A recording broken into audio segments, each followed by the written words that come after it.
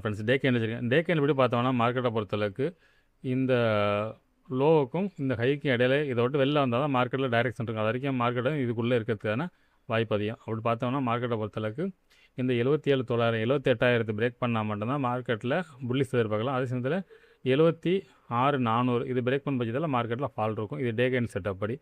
சரி, ஓகே. இந்த டே பிரேக் பண்ணிங்கன்னா எவ்வளோ தூரம் வாய்ப்புன்னு பார்த்தோம்னா இது நம்ம பல தடவை சொல்லிட்டோம். இந்த 75,868 அதை பிரேக் பண்ண இந்த கேப் ஃபில்லிங் இந்த ஏரியா அடுத்த ஸ்ட்ராங் சப்போர்ட்டும் இந்த இடமா தான் இருக்கும். 74,686.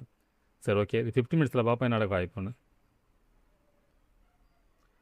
ஃப்ரெண்ட்ஸ் 50 மினிட்ஸ் வச்சுருக்கேன். இப்போ பார்த்தோம்னா ஃபஸ்ட்டு ரெசிஸ்டன்ஸ் பார்த்தா இன்றைக்கி போன ஹை தான் 77,150 அப்படிங்கிறது நம்மளோட ஃபஸ்ட்டு ரெசிஸ்டன்ஸாக இருக்குது. செகண்டை பொறுத்தளவுக்கு 77,374 அப்படிங்கிறது ரீசெண்டாக போன சிங் ஹை.